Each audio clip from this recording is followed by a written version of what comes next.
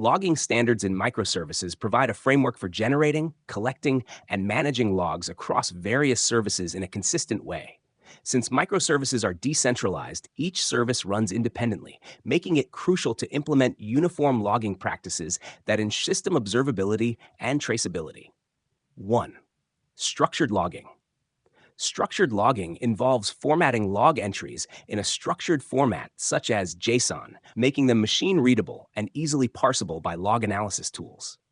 Unlike plain text logs, structured logs can include key value pairs for attributes like timestamps, service names, log levels, and request details, making them searchable and filterable in log management systems. 2. Log levels. Standardizing log levels helps categorize logs based on their importance. Debug, detailed information for developers, usually turned off in production. Info, general operational messages to track the flow of the application. Warn, potentially harmful situations that need attention. Error, errors that might still allow the application to continue running. Fatal, critical errors that lead to program termination.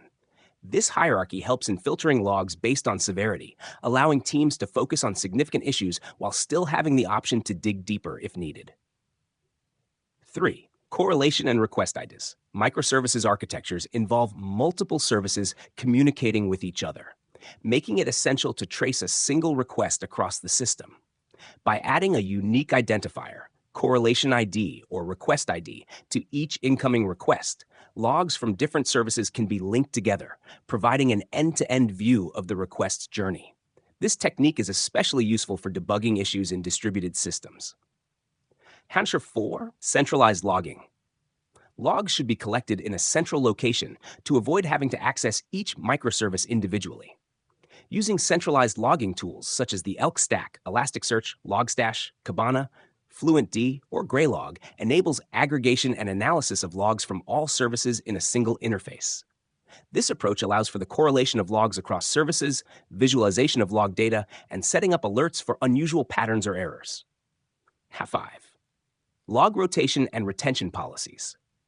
Given the volume of logs generated in a microservices environment, log management policies should include log rotation, automatically archive or delete old log files to prevent storage issues. Retention policies, define how long logs are kept, balancing regulatory requirements and storage costs. Number 6, security and compliance. It's crucial to avoid logging sensitive information like passwords, credit card details, or personally identifiable information, PII. Logs should also comply with relevant standards, e.g. GDPR, HIPAA, which may require anonymizing or masking data before logging. Performance considerations. While logging is essential for monitoring, excessive logging can affect performance. Developers should balance the amount of logging with the application's performance needs by selectively choosing what to log and setting appropriate log levels for different environments, e.g. more detailed logs in development and fewer logs in production. 8. Logging frameworks. Implementing logging frameworks such as Logback, SL4J, or Winston can help enforce these standards and integrate with logging libraries that support structured logging, correlation IDs, and centralized logging tools. 9. Log context information, including context information such as service name, environment, production, staging, and version number in each log entry can help teams quickly identify where the log came from and its relevance. Benefits of logging standards. Adopting these logging practices enables better monitoring, faster incident response, easier debugging, and an overall more resilient microservices architecture.